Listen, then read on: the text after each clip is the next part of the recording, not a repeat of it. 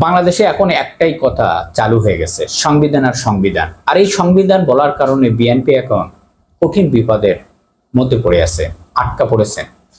BNP এতদিন সংবিধান নিয়ে যে মরণপণ চেষ্টা করে আসছিল দর্শক, সালাউদ্দিন আহমেদ বিশেষ করে তার যে যুক্তি, সব জায়গায় এখন জয় বাংলা হয়ে গেল। তবে সংবিধান বিশেষজ্ঞ থেকে শুরু করে আইনজীবী, এমনকি হাটে বাজারে রাস্তাঘাটে, এমনকি চায়ের দোকানে বিএনপির যে যুক্তি বুঝে গেছে সাধারণ জনগণ। সুতরাং এই সমাজের রাজনীতিতে প্রতিষ্ঠিত হয়ে গেছে বিএনপির এই কারসাজি প্রতারণা।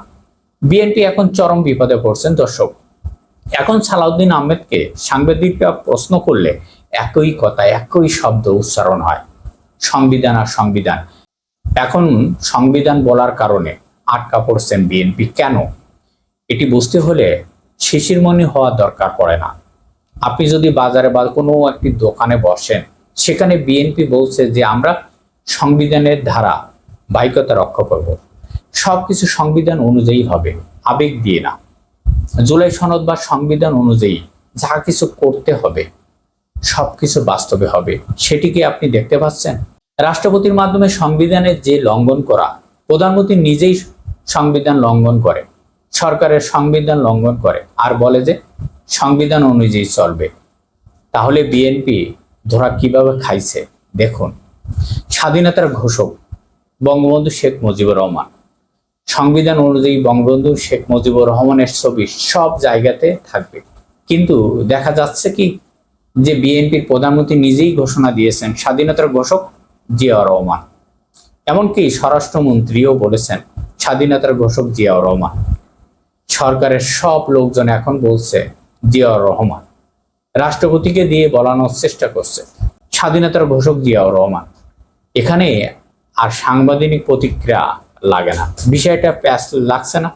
কোথাও সংবিধান মানে না। খালেদা জিয়া যে মুক্তি পেয়েছে, সরকারের প্রথম খালেদা জিয়া যে মুক্তি দিয়েছে, সেটা ছিল পুরোপুরি সাংবিধানিক অবৈধ প্রতিক্রিয়া। এটি ছিল না তখন পাবলিক প্লেসের ডিমান্ড। ওইখানে সংবিধান লাগে না।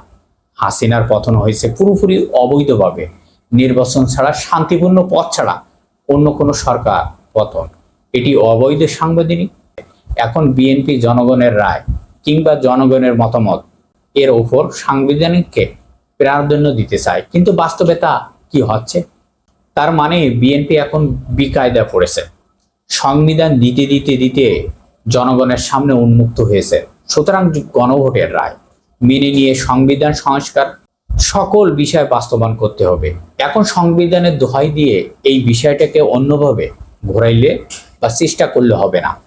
এমনকি পার্লামেন্টে সংবিধান সংশোধন করলে এটি টিকবে না, কারণ সংবিধান বেসিক্যালি সংশোধন করা যায় না। এটি তো মূলনীতির পরিবর্তন করা যায় না। এটি করলে পরবর্তীতে আবার কোর্টের রায়ের মাধ্যমে সংশোধনীয় বিষয়টি আসবে, তখন বিষয়টি বাতিল হবে। তখন কি হবে? এই বিএনপি দল বিশাল বড় সংকটের মধ্যে পড়বে।